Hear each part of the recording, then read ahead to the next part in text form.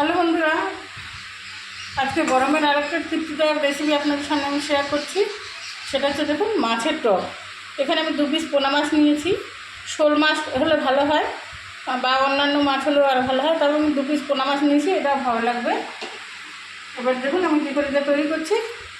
প্রথমে আমি কড়াইতে তেল দিয়ে মাছ দুটোকে আগে ভেজে নেব।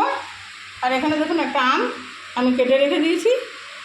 এবারে প্রথমে মাছ দুটোকে ভেজে নিচ্ছি। ভেজে নিয়ে আপনাদের সঙ্গে ফিরে আসছি।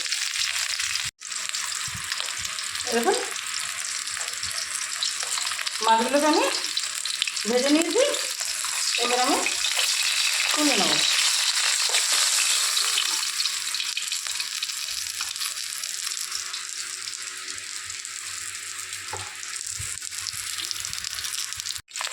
দেখুন মাছ দুটো ভাজা হয়ে গেছে, এবার আমি তুলে নিচ্ছি।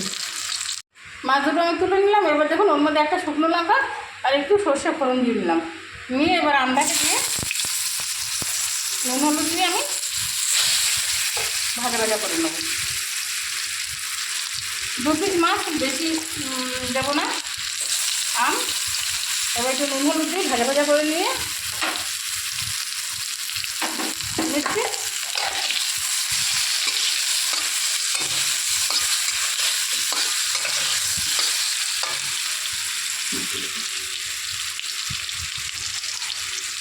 এবারে হাফ চামচ মতো একটু সর্ষে বাটা আমি এক চামচ দিয়ে দিলাম।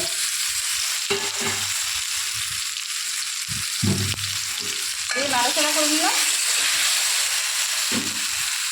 করে এবার জল ঢেলে দিলাম।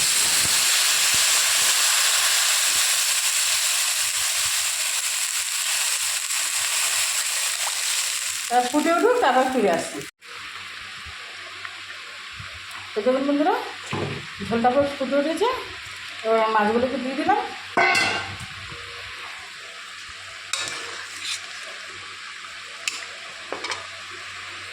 আর দিয়ে দিলাম সামান্য একটুখানি মিষ্টি।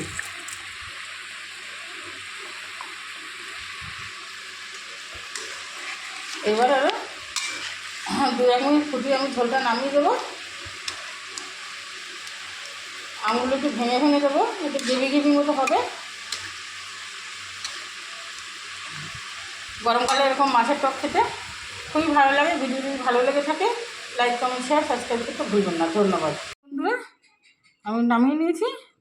ঝোলটা কিন্তু এরকম মাখা মাখা গ্রেভি হবে। এ দেখুন বন্ধুরা, আমি নামিয়ে নিয়েছি। ঝোলটা কিন্তু এরকম মাখা মাখা গ্রেভি হবে। ভিডিওটি যদি ভালো লেগে থাকে লাইক, কমেন্ট, শেয়ার, সাবস্ক্রাইব করতে ভুলবেন না। আর এরকম মাছের টক করে খেয়ে দেখুন, গরমে খুবই টেস্টি। ধন্যবাদ।